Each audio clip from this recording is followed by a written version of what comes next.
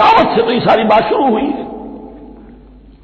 اب فصاحت اور بلاغت کا یہ تقاضا ہے کہ بار بار اس کو دہرایا نہ جائے، وہ بات انڈرسٹوڈ رہے گی، مقدر رہے گی، سمجھی جائے گی کہ ہر جگہ پر وہ موجود ہے، اس لیے کہ ساری گفتگو ہو رہی ہے اسی کے حوالے سے۔ وَآمِنُوا بِمَا أَنزَلْتُ مُصَدِّقًا لِمَا مَعَكُمْ وَلَا تَكُونُوا أَوَّلَ كَافِرٍ بِهِ وَلَا تَشْتَرُوا بِآيَاتِي ثَمَنًا قَلِيلًا وَإِيَّايَ فَاتَّقُونِ۔ اس حوالے سے یوں سمجھیے اب اس آیت کو کہ یہاں پر کچھ الفاظ محذوف مانے جائیں گے۔ ان الذین آمنوا والذین ہادوا والنصارى والصابئین من آمن باللہ والیوم الآخر وعمل صالحا فی ایامہم فلہم اجرہم عند ربہم ولا خوف علیہم ولا هم یحزنون۔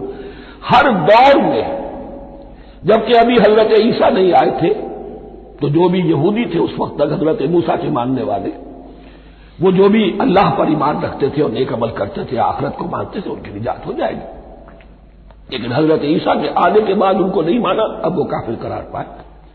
لیکن اب حضرت عیسیٰ کے آنے کے بعد جب تک حضور نہیں آئے جو بھی مانتا ہے، لیکن یہ کہ شرط یہی ہوگی کہ اپنے اپنے زمانے میں اصل میں نفی جس بات کی جا رہی ہے وہ یہ ہے کہ یہ نہ سمجھو کہ کسی گروہ میں ہونے سے نجات ہوتی ہے۔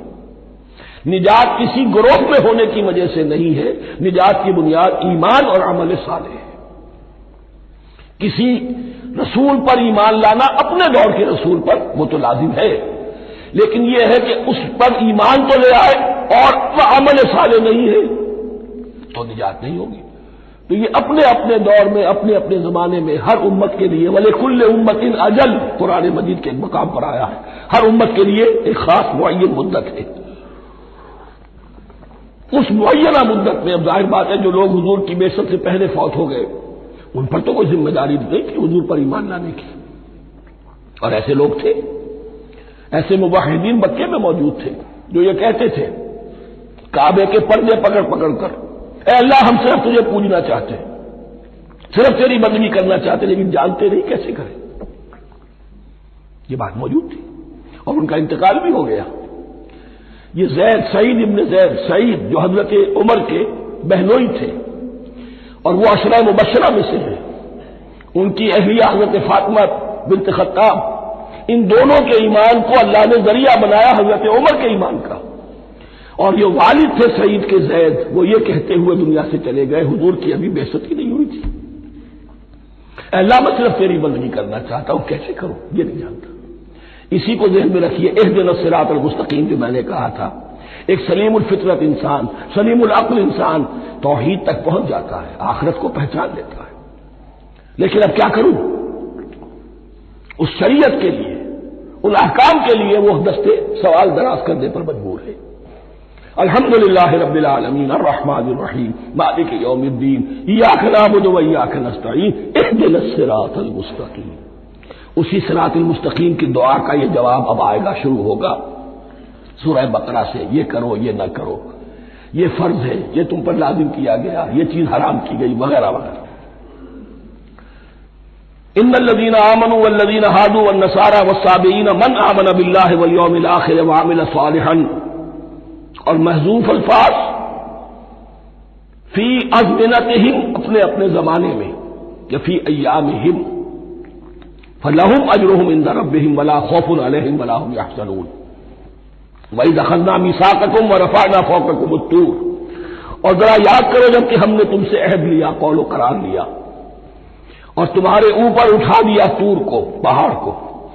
جب تورات دی گئی تو اس وقت ایک کیفیت معجزانہ طور پر ایسی پیدا کی گئی، ان کے اوپر ایک روب ڈالنے کے لیے اور خشیت قلب میں پیدا کرنے کے لیے کوہ طور اٹھا کر معلق کر دیا گیا۔ اس وقت کہا گیا خذوا ما آتیناکم بقوۃ، تو اس قول و قرار کے وقت ایک معجزے کی شکل یہ ہوئی تھی۔ وَإِذْ أَخَذْنَا مِيثَاقَكُمْ وَرَفَعْنَا فَوْقَكُمُ الطُّورَ خُذُوا مَا آتَيْنَاكُمْ بِقُوَّةٍ وَاذْكُرُوا مَا فِيهِ لَعَلَّكُمْ تَتَّقُونَ، پکڑو اس کو مضبوطی کے ساتھ جو ہم نے تمہیں دیا ہے، اس کتاب کو، تورات کو، اس شریعت کو، اس احکام کو۔ وَاذْكُرُوا مَا فِيهِ، اور یاد رکھو اسے جو کچھ کے اس میں ہے، لَعَلَّكُمْ تَتَّقُونَ، تاکہ تم بچ سکو۔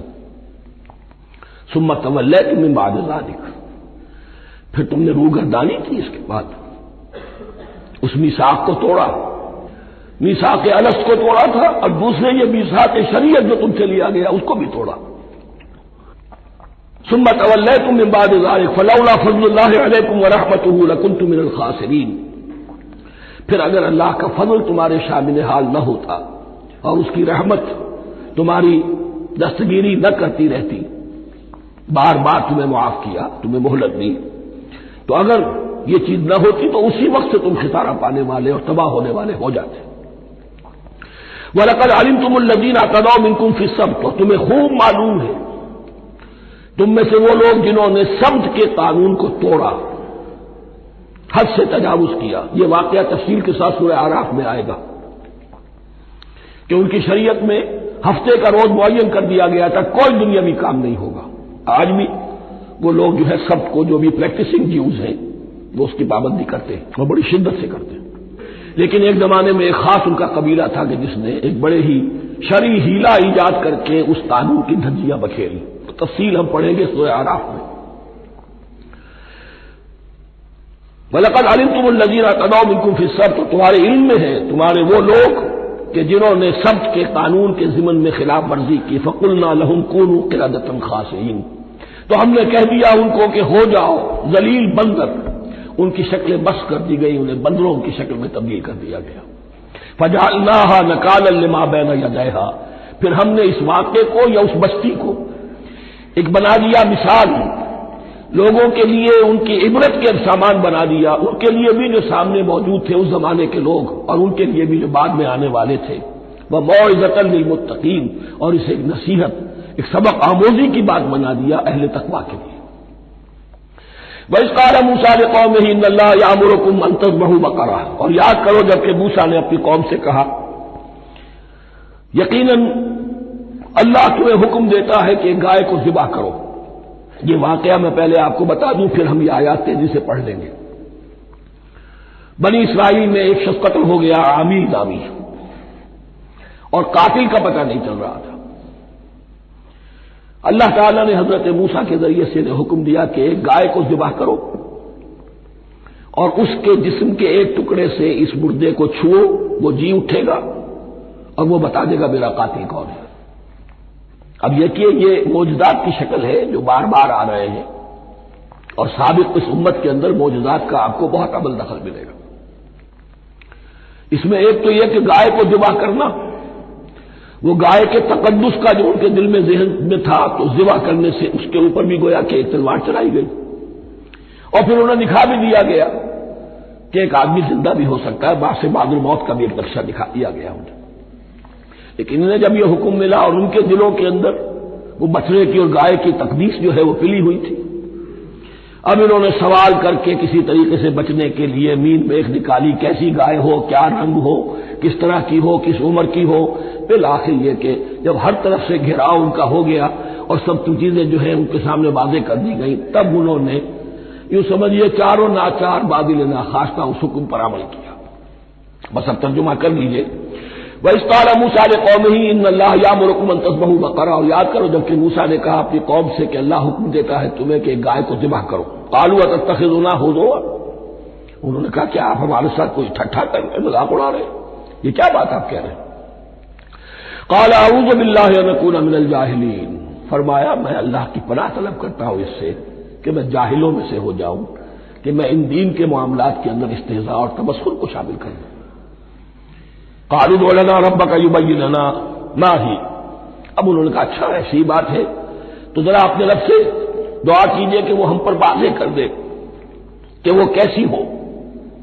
قال انه يقول، حضرت موسیٰ نے فرمایا اللہ تعالیٰ فرماتا ہے انها بقرۃ لا فارض ولا بکر، وہ ایک ایسی گائے ہونی چاہیے کہ جو نہ بوڑھی ہو نہ بالکل بچیا ہو، عوان بین ذالک، ان کے بین بین ہو۔ فَفَعَلُوا مَا تُؤْمَرُونَ، تو اب کر گزرو جو تمہیں حکم دیا گیا۔ قَالُوا ادْعُ لَنَا رَبَّكَ يُبَيِّن لَنَا مَا لَوْنُهَا، اب انہوں نے پھر کہا ذرا ایک دفعہ اور دعا کیجئے اپنے رب سے، وہ ہمیں بتا دے اس کا رنگ کیسا ہونا چاہیے۔ قَالَ إِنَّهُ يَقُولُ إِنَّهَا بَقَرَةٌ صَفْرَاءُ فَاقِعٌ لَوْنُهَا